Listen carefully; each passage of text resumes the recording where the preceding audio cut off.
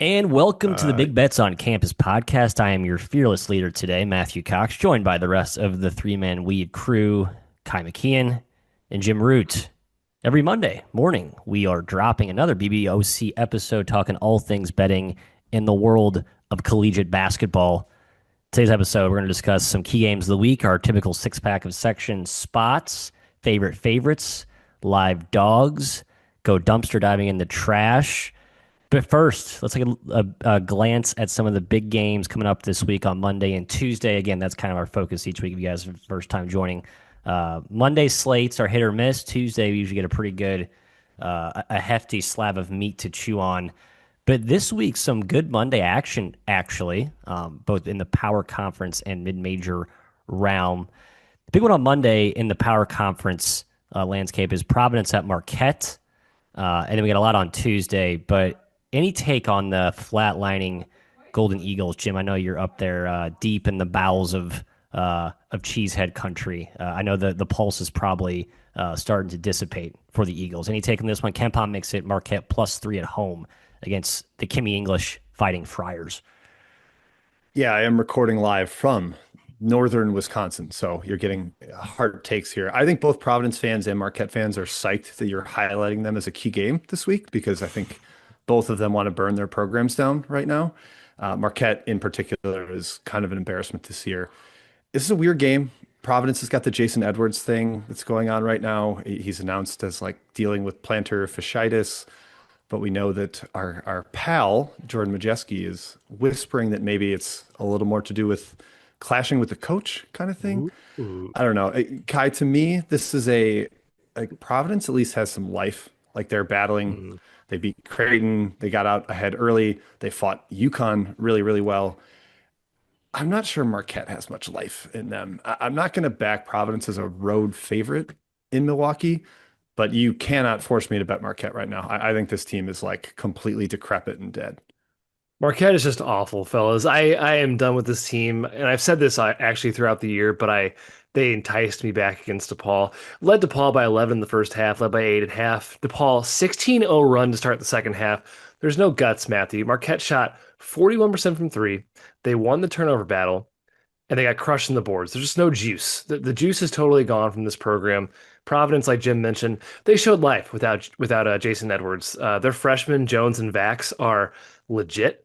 They beat Creighton. I'd take anybody against the Eagles right now, Matt. 4-14 and 1 against the spread. Marquette is this season. Kempom has it, like I said, +3. What if I told you it was pick? And in some cases, Wow. trending toward Marquette favored in this one. Was that? I think Marquette has taken money in like majority of their Yeah, games, at I least think I mentioned this recently. before. They're under the hood metrics are like not all like in terms of their shot volume stuff. They just are so bad at finishing, and they're so bad at I think Yeah, they don't have bothering other hearts. finishers at the rim. So Yeah. I'd lean Providence pretty hard, Matt, at pick. I would too, but no player for me. Let's go to Tuesday. We got I would say three big bops at the top of the slate. And then there's I think four or five others. I was trying to use Ken Palm's thrill score of like 70 as a good cutoff, but it drops off after kind of this top eight. But the big three: Vandy at Arkansas, Texas Tech at Baylor, Georgia at your Missouri Tigers. Ken Palm has all three of these around ±1. So I would be shocked to see some of these spreads drift too far away. So I think just fun to handicap. We like handicapping these games that are close to pick them. You tend to get in my opinion, a truer result. Kai, any of these three stick out to you? Action and the one I'm looking at is Arkansas at home. Kind of fell Yeah. on the I fell for the trap of trusting Arkansas away from Fayetteville. They are a different team at home. I will probably be backing them against Vanderbilt here in this one. It's an interesting game. Both teams off a loss. Vandy off two straight losses. Arkansas hasn't lost a game all year at home, which, to your point, tough place to play. I'm very excited for this game. Two top 10 offenses, lots of scoring. I just don't think Arkansas has enough size to take advantage of Vanderbilt like Texas did, like Florida did. So I actually kind of lean the other way. Vanderbilt getting back off the schneid and taking a win here. I'll let Jim speak on our Missouri Tigers, but that's an impossible team to understand right now. They're hot and cold. I think this is a game they typically win. If I'm a Mizzou fan and I know the history, and I am, and Georgia, of course, off a big win certainly helps the spot there. Georgia, uglier team on the road, Jim, for sure. Up tempo game. I'm just worried about Missouri turnovers. and what actual team we're going to get out there. Hi, I'm doing it. I'm going to bet our Tigers here. Ah, I okay. have You to. brave man. I think the spot is great. I think you get them back home after the road loss. It's a little like after they lost to Ole Miss. They came home and took care of Auburn. I think they can do the same thing against Georgia. They are a better defensive rebounding team than Dennis Gates typically has. I'm not going to call them good, but against Surreal in the paint, I think they can at least hold up a little bit with Phillips, with Mitchell. So, Matt, I'm going to lock in Mizzou up to -1. And I'm going to bet these other two games too. This is a rarity where I love the headliners on the slate. Like I'm going to bet all of them. I'm taking Texas Tech at Baylor. Yeah, me I too. think Baylor is like kind of panicking in a little bit of deep end water right now and can't really figure out what they're doing. Like Cameron Carr's having a great season, going to be a first round draft pick, and the team still is bad. The James Najee thing hasn't helped them. Texas Tech is really good. They took care of BYU over the weekend, which I thought was really impressive for a short-handed team. So I'm gonna ride Texas Tech on the road. I'm not scared of that Baylor home environment. It's a relatively new arena, like in the last 3 years, and it's not super imposing. Houston just demolished them there. And then in the Vandy at Arkansas game, I feel like I should back Vandy because the spot, having lost two straight games in the SEC. But Matty, I like Arkansas at home. I just think in front of Bud Walton, this team has really showed up this year. Some like headlining performances where it looks like maybe they're the best team in the SEC. I don't think they are. I think that is Florida, but Arkansas can play to that level. And I think we're seeing the cracks, the leaks a little bit in the Vandy very well designed roster, but the interior is still a little cushiony. And Florida took advantage. Texas took advantage. I think Arkansas can do that too, a team that we like to refer to as a get off the bus team. I like Arkansas there, Matthew. So I'm betting all three of these games. Yeah, Arkansas, they out rebounded Georgia 16-9. I think they dominate the glass. The problem is they turned it over 14 times. Acuff and Richmond were sloppy with it, and that's where Vandy can make you pay. I think at home, that's where that flips though. So yeah, I like Arky. That's the only bet for me. Any action in the other big games on Tuesday? We got Purdue at UCLA going out west. Man, Mick Cronin not vibes meter is like a 0 out of 10 as they head back west. Kind of a recurring theme for these West Coast Big Ten and ACC teams. Obviously heading Midwest and East and then going back after getting shellacked. NC State. Speaking of bad vibes. I don't know what to say about. Well, I mean, Will Wade, I'm sure is about. I can't imagine how hard that practice was yesterday, or I guess tomorrow. NC State at Clemson. Ky, Clemson's just been nails.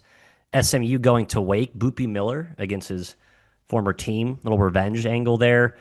Auburn at Ole Miss, two SEC teams I don't really trust at all, and then Seton Hall at St. John's, which I kind of think is a good live dog. I'm going to save that, but I have no bets in these. I did give Wake a good hard look though. That was my only tease. Yeah, I'd lean Wake. I don't want to bet against the Will Wade team coming off a loss. So even with the Clemson environment, I'm thinking lean towards NC State there. Texas Tech, Jim mentioned he's betting it. I am too. I'm betting Texas Tech at Baylor. I don't think anybody stops JT Toppin. Your other game mats are nice. I agree. The Ole Miss Auburn game is very tough to figure out. I don't think Ole Miss is good, and yet here they sit at what 3-2 in the SEC, and they're somehow alive for the tournament with 3 straight wins. I just don't really believe in this team, despite how good of a coach Chris Beard is. I agree. Seton Hall though, a little bit of a live dog candidate against St. John's. This is a good one that St. John's might have a letdown game.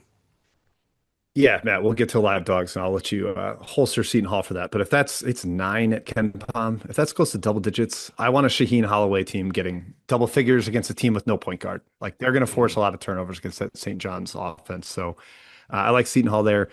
Matt, I'm going to do the disgusting thing here and back NC State. I know that's gross. I think our guy Stuckey would be proud of me for the terrible spot or the it just feels like I'm in the trash compactor by taking the team that just lost at home to Georgia Tech against Clemson, who's been like legit really good, took care of Miami at home over the weekend.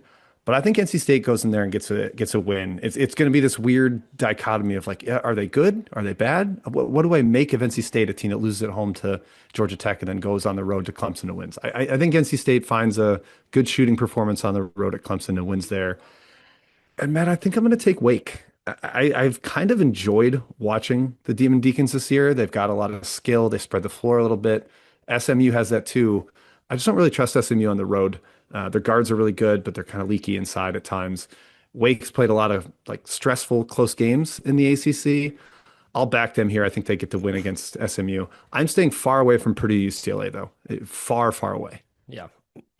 At the Clemson NC State game, despite losing at home to Georgia Tech, NC State only 4 spots lower than Clemson and KenPom has that spread at -4. I bet Clemson's probably closer to a 5, maybe a 6 point favorite. But I do think Jim's sentiment about people still respecting and liking NC State in the market probably maybe keeps that around 5 points, which I don't know. I think if you're a bet NC State, I might just be more inclined to go money line, but I have nothing there. Let's go to mid-major action Monday. 8:10, Big Sky, Ivy, Colonial, all Coastal. Coastal. Thank you. The artist formerly known as the Colonial. Bothers me still.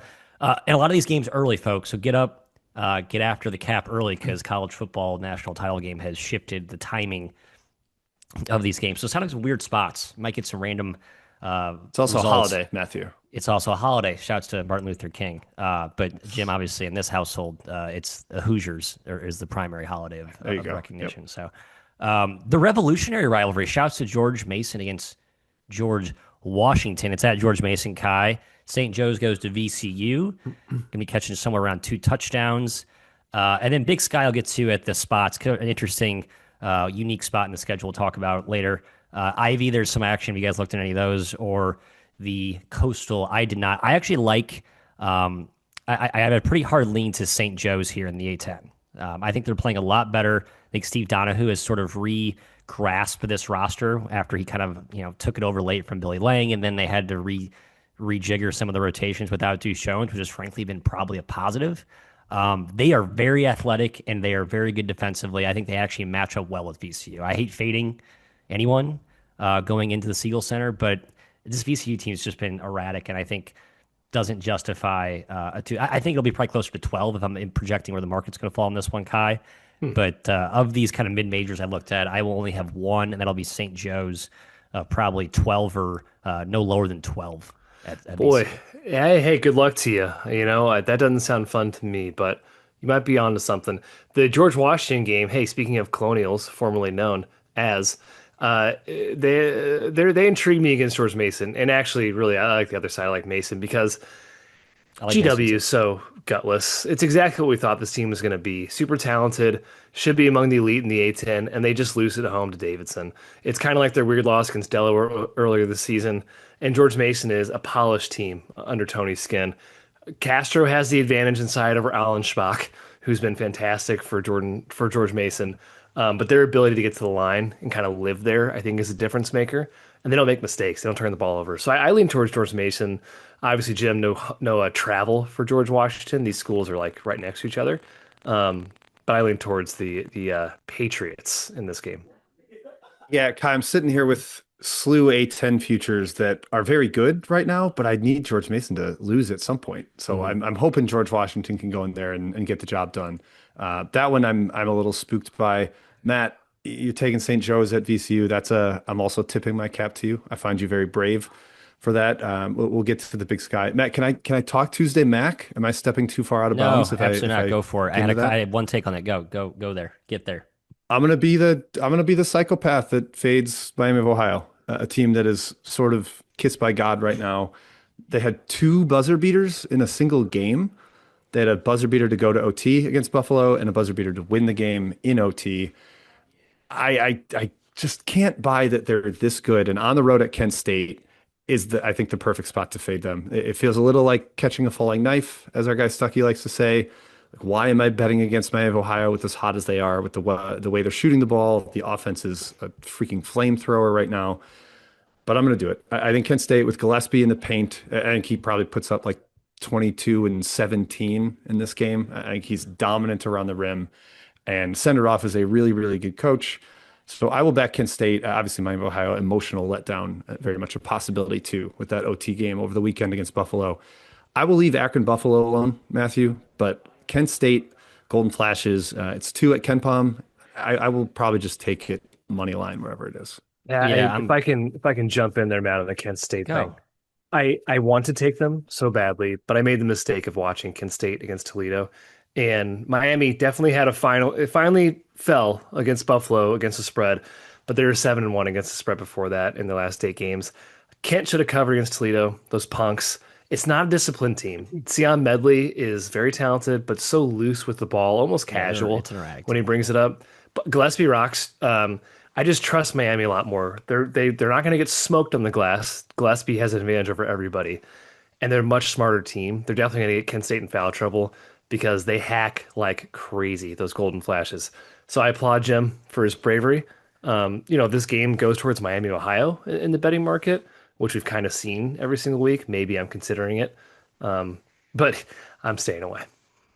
Yeah, Wolfork is just a monster up front. He played his season high against Buffalo. That's Obviously, the overtime helps. Yeah. Okay. Only 2 fouls. He's been awesome at staying out of foul trouble. Like the whistle will be huge because if they can get him in foul trouble, Kent State, like I think they can absolutely mash on the boards. Of note that Kent State lost 3 times last year to Miami, including the conference tournament semis. So a little triple revenge, I guess, if you're into that sort of thing year after. Some continuity on both. I mean, obviously Miami's like Yeah. the same team, but Kent's got some key pieces Is back that is too. that So revenge or bad matchup? That's what you got to like or bad figure out. matchup. Like if they just not Um, beat that team. Yeah, that's I'm not going to fall for it. I actually kind of lean harder toward Akron going to Buffalo at the other part of that. The other team that was on the losing end of that terrible, the back-to-back buzzer beater thing. I'm 0-2 backing Akron this season. I feel like I've mushed this team sort of with Mizzou. I think I'm 0-2 backing Mizzou. So I maybe think I should just learn my lesson here. But I think Buffalo is good, but people are just realizing if you can contain free tag, you can kind of shut their water off. And I think Akron's just so deep and so versatile. I think they go on the road and make a statement here. Not an official bet, but that's just where my gut instinct leans there. Any take on the other, I would say, Big Mac battle of Tuesday? Not really. Freitag, Matthew. Freitag. It means Friday in German. Just Freitag. Okay. yeah. There you go. yeah. Get your No, no German down, take. buddy. Come on. So Tuesday, yeah. Freitag's So like Tuesday's not his day. our Tuesday's yeah, not his day. Good. No. not his day. Arguably Tuesday. the best player in the league. Yeah. I Let's just move would to say, live. Matt, Okay, like Jim. Yeah. them off the Miami of Ohio OT, like are they due for a letdown? They've lost 3 in a row in MAC. It's either letdown or it's like this is your rallying performance. We're back home after that road OT loss. We're gonna draw a line in the sand against the co-leader or co-best team in the conference. I don't have enough of a strong take there. So I wish you best of luck if you do end up officially backing it. It just kind of stinks that Buffalo got really like their schedule is so front loaded. Ohio, Kent State, Miami, Akron, bang, bang, bang, bang in a row. So tough. I mean, I don't think we ever really thought this was like a legit top 14, but that was their chance to kind of show it, and they're 0-3 in their uh, first 3 bites at the apple. All right, live dogs of the week. I'll be honest, I did a little bit of some back testing, some analysis. I was going to bring it up in the spotlight section, but I'm worrying about the viability of this section going forward. The money lines for underdogs has always been kind of skewed toward the favorites, just because most books line it that way, and most people tend to prefer betting underdogs, as we all do. Still doesn't mean you can find value, but this year, especially like the last 3 years, the ROI curve is really starting to turn against us. So I just want to kind of preface that, like I've had really bad time this year betting money lines in general, other than like week one, and it's been a sort of continued trend, and it's a deeper dynamic I'm noticing, Ky. So not to go off on a kind of a soapbox of macro trends, but Do you I did mean notice that. I spent some time. I wanted to warn our listeners as I tread lightly into choosing live pups of the week. do you mean is it a pricing thing or is it less upsets? Is what you're Yeah, saying? I mean there are fewer upsets in the money line underdog range, and the pricing's always been they've always shaded the true outcomes toward favorites. So you've always been betting kind of at a sort of at a disadvantage, but just in general, I think some of us do it the higher scoring uptick in scoring is better for favorites. So it's just fewer opportunities. Generally, just all things considered, you would like lower scoring games as an underdog. Fewer possessions allows you to kind of get into that variance part of the curve. So that tail end of the curve, I should say. All that nonsense aside, we got winners, baby. All right. I guess last week we didn't with Jackson State. And then Jackson State. Buckyball got ruined in double OT against Tennessee. Texas A&M, though, I think that might just be a good auto underdog money line back, and then maybe fade as favorite on the invert. Just such a variant team. It's insane. Monday, I had one. You guys maybe had some other options. Columbia going to Yale. Yale's probably -9. So you get pretty good value if you like Columbia, who is like the only other team in this league that can probably stand up to Yale physically on the glass. Columbia's got a little bit of value because they got beat by a bajillion by Harvard 2 games ago, dropped to, I don't know, 10 or plus spots in Ken Palm, off a couple of losses. I think I might dabble Columbia money line. Any interest in that or anything else on Monday stand out to you guys? I don't hate it, man. Obviously love Kevin Hovde, their new coach from Florida, but I don't think Yale's going to lose another game in this conference. I think the Princeton game pretty much well woke them up. You saw that they've been beating Cornell by like 30. I I I don't think they're going to lose another game in the Ivy, so I'm passing politely on that one, Matthew. I am intrigued a little bit by your Seton Hall take, which we discussed earlier, of Yeah, let's go course. to Tuesday. Yep, we got a few on Yeah, Tuesday. Go, Kai, break it down. intrigued, intrigued. I'm going Hall, I think, here. Well, intrigued by Hall. Jim mentioned, the pressure, certainly the defense against St. John's ball handling is definitely a thing.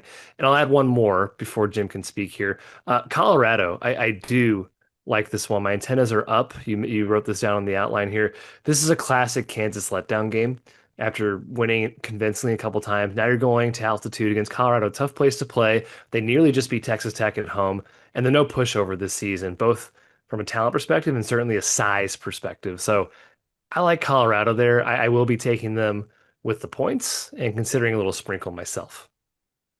Kai, I think you're really onto something there with that one. I think Yes, everybody is currently smooching Kansas's butts, they are. and they're all about how good the Jayhawks look right now. And Darren Peterson is scoring a point per minute every time he's out there. He looks a little healthier.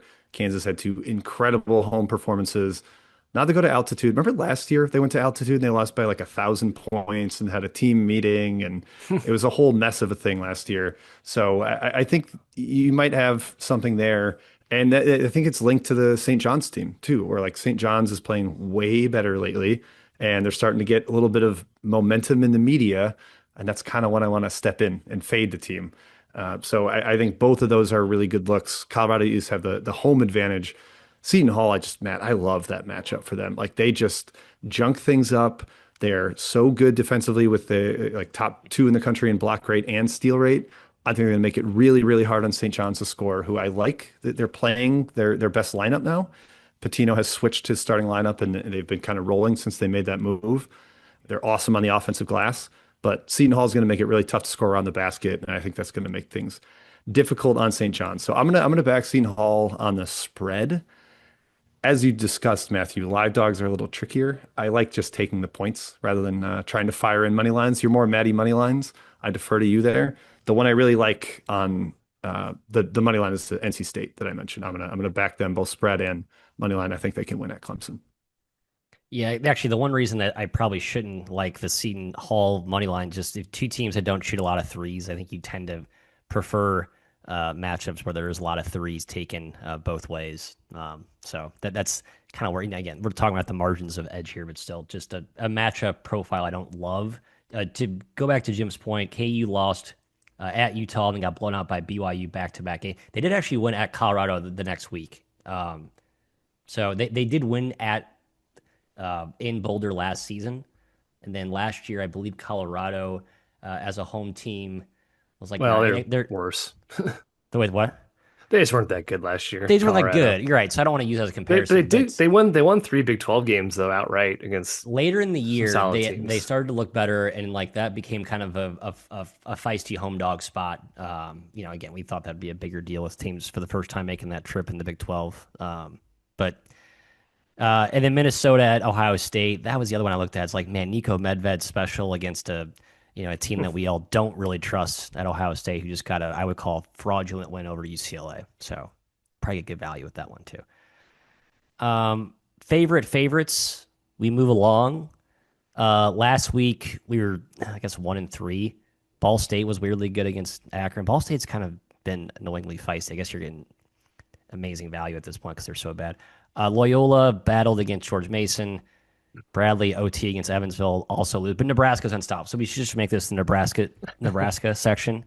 There was no good candidates on Monday. Tuesday, I think two I'm looking real hard at. I got Iowa against Rutgers and Colorado State against Air Force.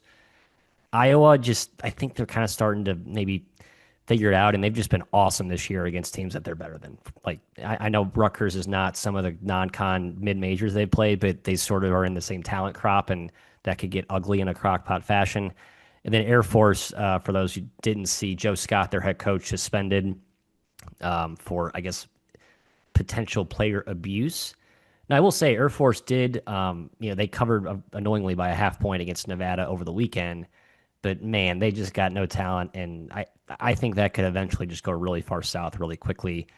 Colorado State healthier, but their front line still is kind of a little bit brittle with Mba and Jorgensen. Ky, any thoughts on any favorites, those two, or any other ones you Well, yeah, eyed on this schedule?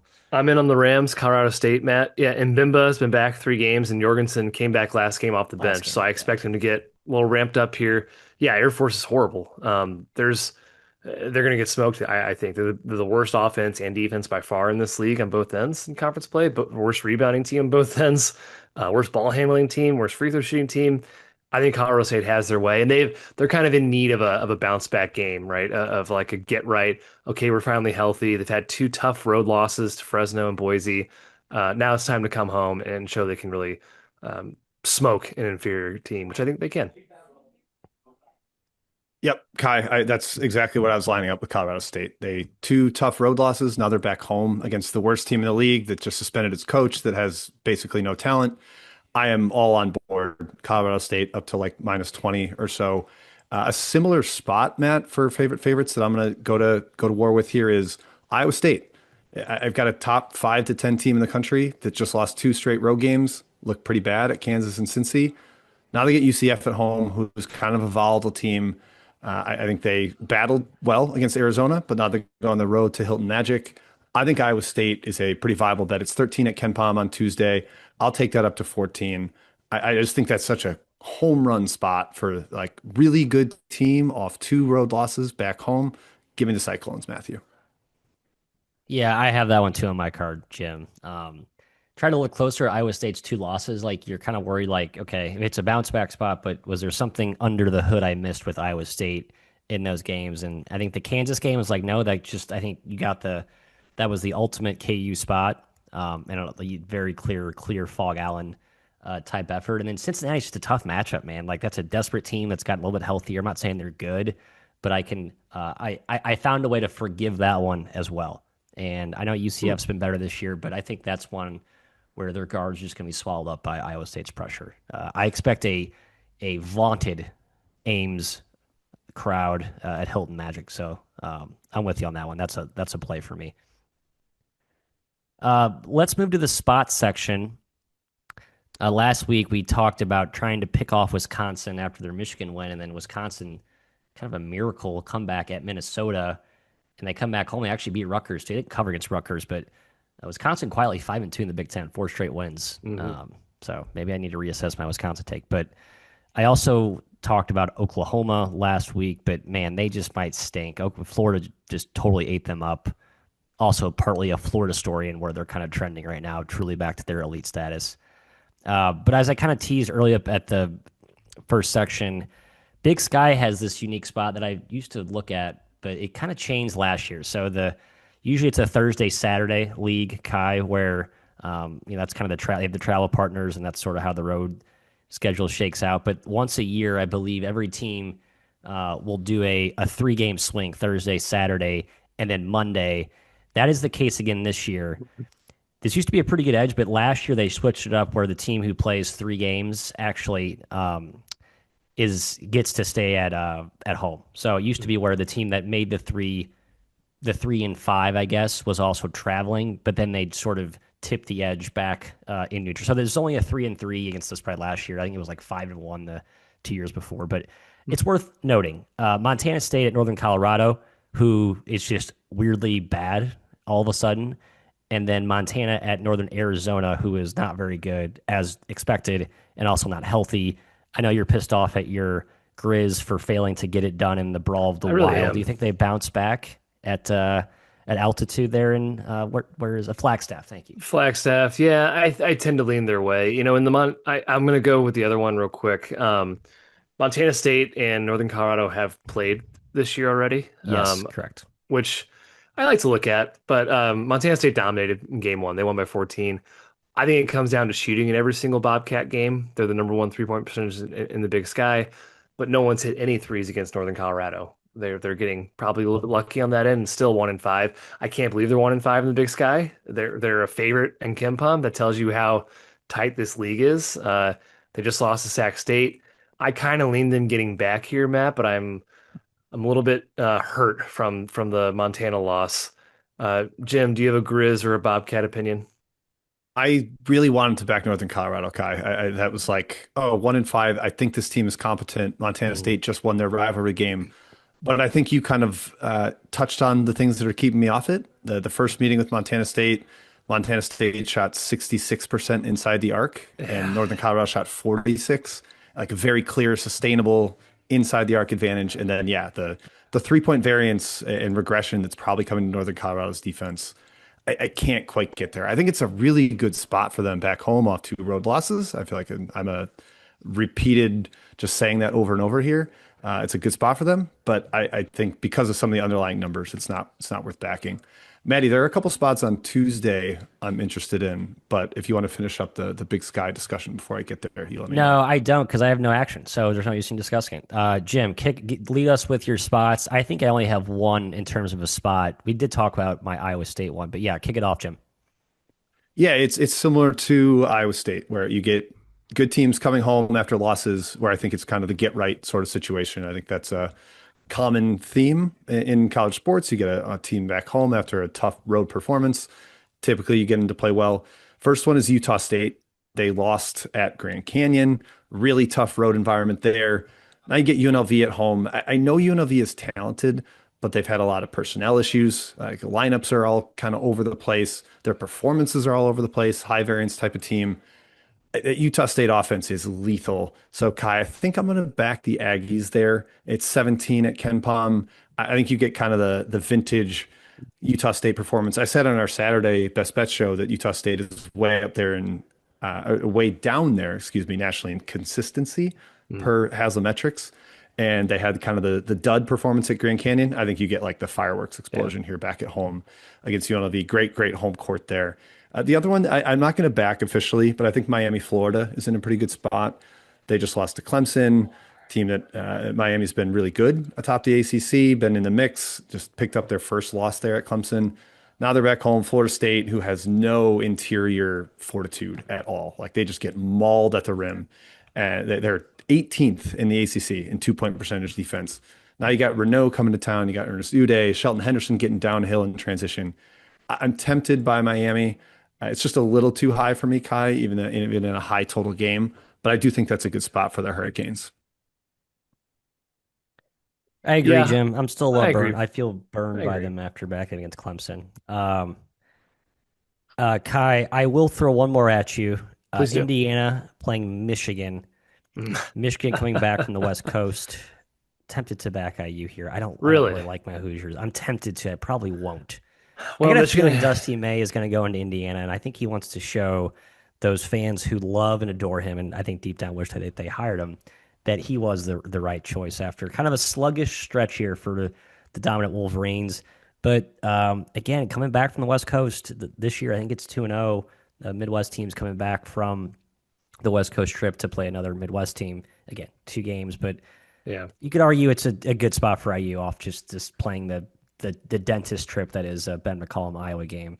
But that Yeah, was the other one I just had written down. What else? What's on your list to no, cover? nothing else really. Indiana just had no chance against Iowa. That kind of keeps me off. I know Michigan hasn't covered in like 5 games. Yep. They've it's almost like they've trended. It's a parabola. They're back to where they were, which is still very, very good in the preseason, but no chance against Michigan State, no chance against Iowa was Indiana. That Nebraska defeat appears to have broken them, at least temporarily. I'm not sure they're getting that back against Michigan. Now, you could actually make an argument that it's like, okay, Michigan might be way too inflated right now in markets and analytics because of their unreal stretch that clearly they don't have the same level. So a 16-point favorite against Indiana is on the border right now, but they're a tournament team caliber team, right? Like they're not a Rutgers. 16 points is a ton for a conference game. That's I think the point for IU. Yeah, here's I where like market perception matters here. Michigan winning so far through Big Ten play, 7 games. Every team's played 7 games basically in the Big Ten. Winning by an average of 15 points a game. They are 2-5 against the spread with a cover margin of -5 points versus Nebraska winning by an average of 14 points a game and covering by like 2 touchdowns. So I mean, market matters, perception matters relative to the baseline you've built in non-con. Michigan's probably still on the overvalued side. I want to bet IU there. I'm really tempted. Ooh. I think Michigan is like not very good right now. I think Dusty May would say that to you. He would say we're just not very good. Oregon didn't have Biddle or Shellstad, and Shocking. Michigan was losing at halftime. Like this team isn't very good right now. Yeah. Like they were in the zone for a while. They looked really good. They blew out everybody, and that they just lost that mojo. Like sometimes Ky, we've been on basketball teams. Yeah. Sometimes you're just in the zone as a team. You're connected. Everything's working. And Michigan is, for whatever reason, fallen out of that. And Indiana's lost 3 games in a row. I just think it's like a good buy low, and you're still somehow selling high on Michigan, despite that they haven't played very well recently. I think Indiana can hang despite being a little soft inside, just because of the defensive structure that DeVries has. They're not going to let Michigan like live at the rim. They're going to force some jumpers. I think 16, maybe this gets bet down. I think the market's kind of been mostly betting against Michigan, except the Oregon game because Oregon Yeah. didn't have any players left. I think IU is a pretty decent look there. I'm not gonna add it to the card because my card is getting overflowing right now, but I lean IU pretty hard there. Yeah, I mean, here my Michigan take is they're an elite team. They're not a historic team, and that's where they're being priced right now. And you can just the numbers kind of back that up. Um, anything I think I'm good. I only have 3 on my official card now. I'm fine with that. I'm gonna keep it tight. Trash Um, section, Matthew. let's get to the trash, and then we'll take a shower after we sign off here. I do want to highlight in our spotlight section a couple as inspired by the Michigan conversation. Some surprising conference ATS darlings and duds. We're, like I said, about 6, 7, 8 games in. Probably some surprising names that might. Long Beach State, Kai. I bet you didn't think of Long Beach State as a covered darling, but they have been such in the Big I had an West. idea Yeah, from fading they. them. Yep, I've been on the wrong end there as well. But quickly, a trash trip. I actually wrote down 2 teams not in the SWAC. I'm just tired of bullying on the SWAC, and I'm pissed off that I endorsed Mississippi Valley State, and that didn't go well. Drexel at Towson. 2 teams that don't like to play fast and scoring as a chore. Um, you guys have any take in this game? I kind of like Drexel. I just wanted to bring it up because I do think Drexel has been sneaky good lately. They're kind of always deceptively solid under Spiker, and I know Towson has gotten off the mat to some degree, but I still think they have real offensive issues, and it's just a matchup. I think Drexel, in what should be an ugly, ugly game, keeps it close. Kempom has it only 5. I hope the Yeah. number's actually like 6 or 7, and I can back the Dragons. This is going to be 60, maybe less possessions. That's how it's Yeah. been the last few years. Last like 6 games, it was overtime, Towson by 6, 3-point game, overtime. Last year was like a 1-point game in overtime. These teams always play each other close. Last year, the second game was 54 possessions. It's just going to be a slog, a perfect trash section.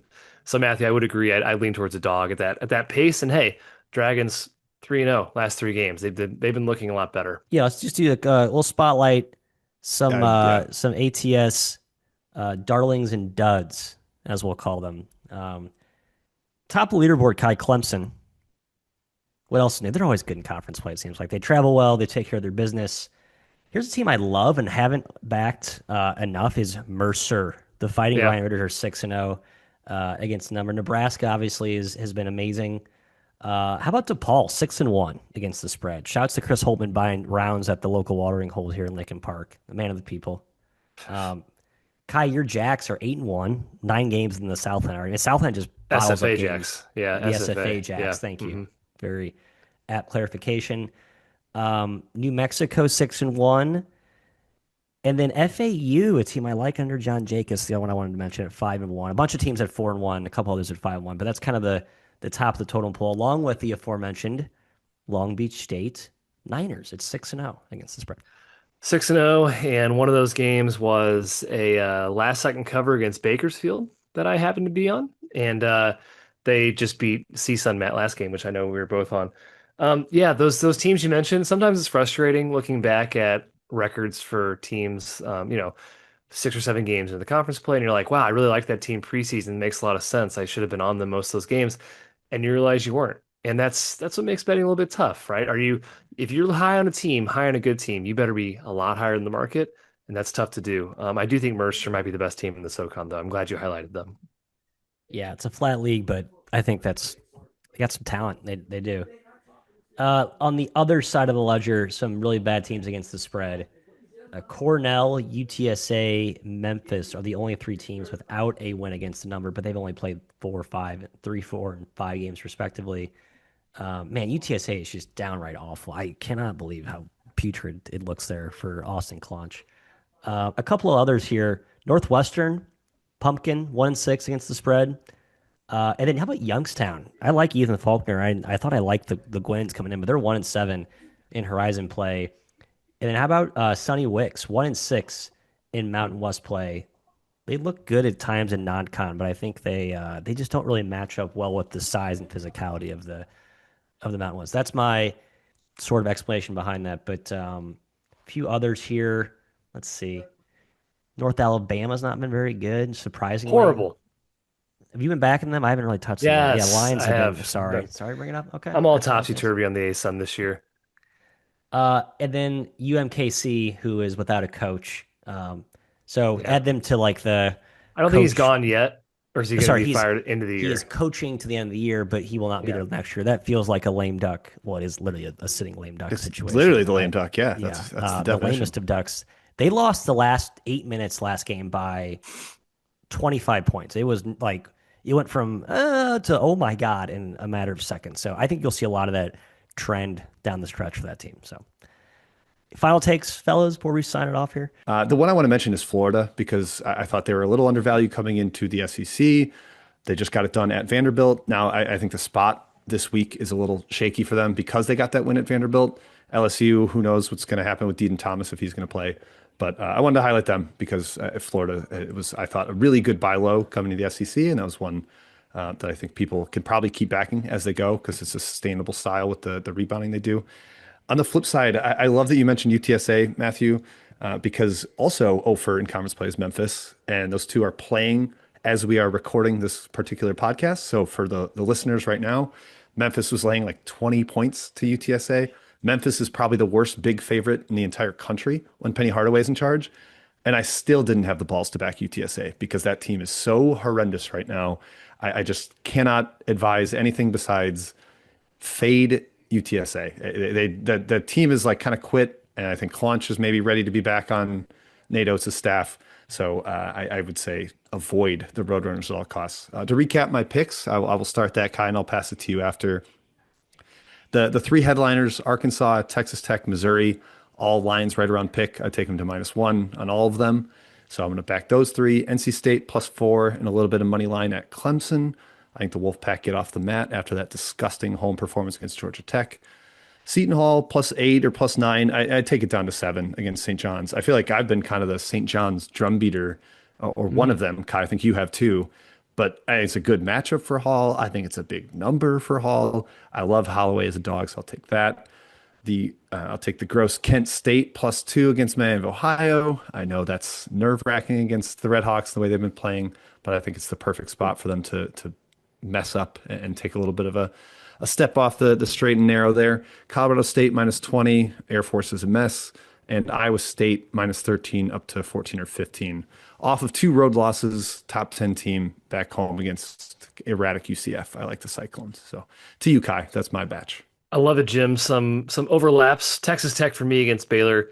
I'm taking George Mason in the capital rivalry against George Washington. I'm taking Colorado Buffs hosting Kansas, picking them off in a good spot.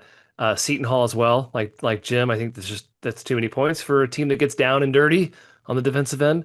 And Colorado State, Matthew, destroying a team with maybe the least amount of talent in all of high major basketball.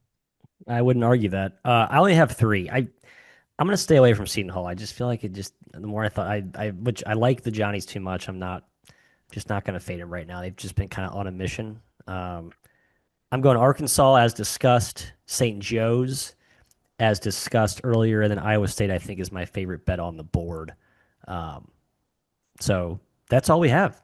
Thank you again for stopping by. We'll be back same time next week on a BBOC Monday, Tuesday action brought to you by Three Man Weave. Thank you again, and good luck on all your wagers.